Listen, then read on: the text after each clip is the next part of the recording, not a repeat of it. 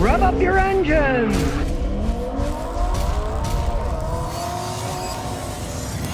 Okay, today we're going to talk about one of the last of the muscle cars, a 2021 Camaro with its original owner. Now, it's a 2SS and it's a track package, so it's got everything on it.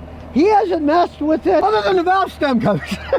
There's 305 tires in the back and 285s in the front. It's all the track package for serious driving. And of course, that V8 sound. Nothing beats that V8 sound.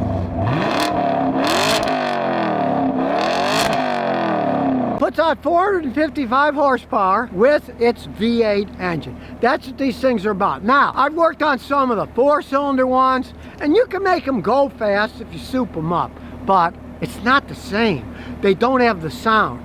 They don't have that V8 torque that these things have. And unfortunately, this is one of the last ones they'll probably ever make, because they just announced that GM is going to make Chevy Camaros in the future that are going to be electric SUVs, just like the Ford Mustang. I guess the world is turning into sheep. It has nothing to do with this, just like the Mustang EV. It has nothing to do with the Mustang car.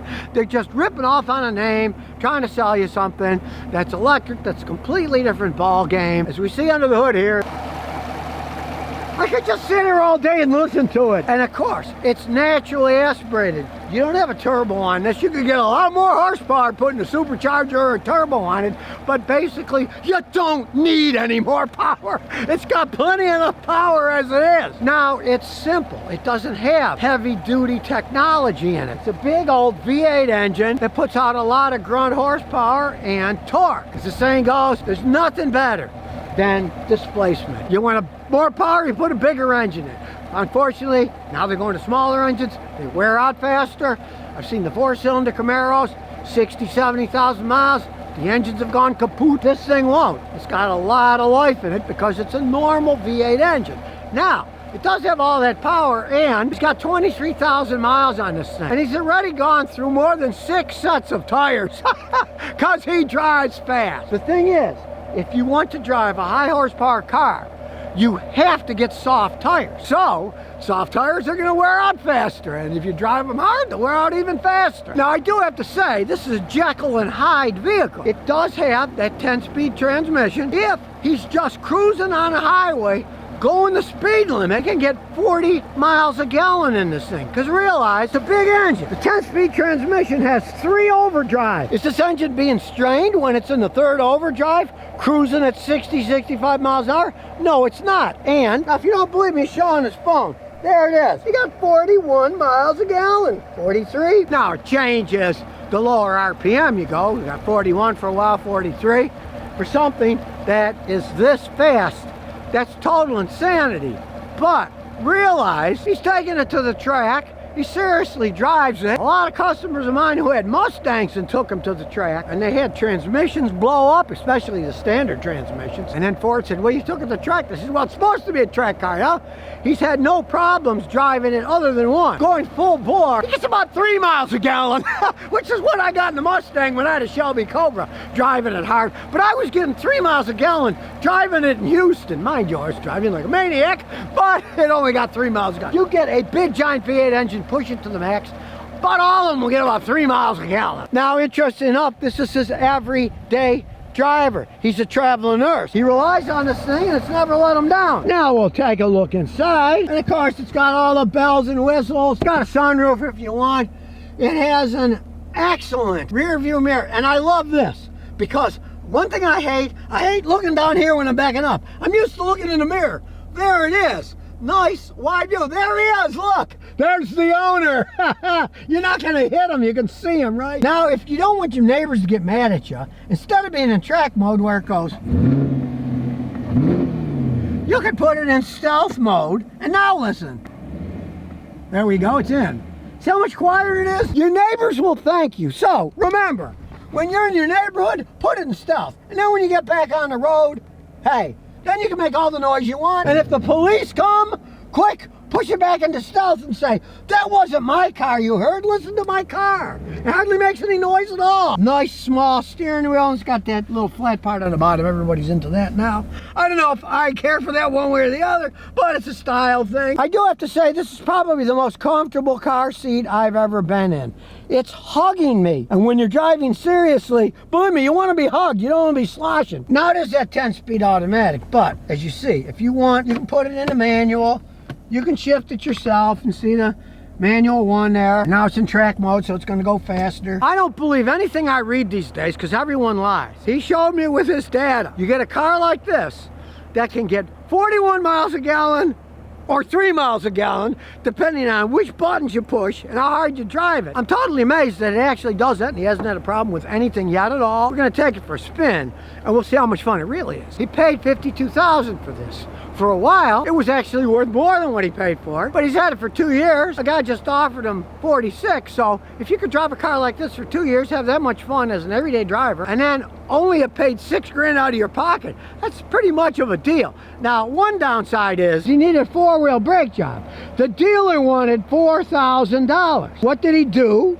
He watched my video. Look, it's not rocket science. It's just bolting parts on and off. Now, granted, the parts were expensive. He had to pay $2 grand in parts, but the labor was free because he did it himself. Tires are expensive, parts are expensive. So if you're gonna drive like a maniac, be prepared to pay for a lot of parts that you're just gonna flat wear out. Now in this case, you got a choice. You got that one, and you got that one. You can really see what's behind you. And it's not like the Camaros of olden days. This thing is smooth. You can't even feel the engine. You can hear it, but it does not shake, rattle, and roll. That's the thing about modern technology. Everything's computer run. It can be soft like now, or it can be totally insane when you go full bore out of the same vehicle. Here we go! Whoa!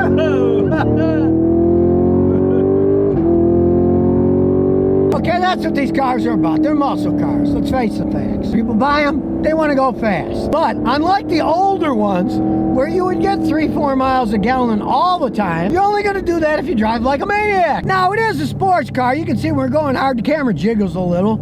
It has a nice racing type suspension on it. You're going to feel bumps and you're going to jiggle around a little, but it handles the road perfectly. And just like the Corvette, you want to go to tour, it will then ride extremely smooth, just like the Corvette. Be prepared to spend money if you drive them for an extremely long period of time, but it does have a technology that allows it to do that. And if it does break, be prepared, you're going to spend some money. And unlike the Camaro rattle traps that I drove around when I was a young one in the 60s, this thing doesn't rattle. It's pretty well put together. And if you're a maniac, don't do this on the street. It does have line lock for doing burnouts. Now, another interesting feature is the tire sensors also know the temperature of the tires. And if you know anything about tires, they don't grip well when they're cold. On this machine, once the tire's worn up, a green light comes on, then you know you can give it full power. It doesn't come on, the machine is smart, and it will not give the tires full power so they'll spin all over the place. Even though that's for people that are driving crazy,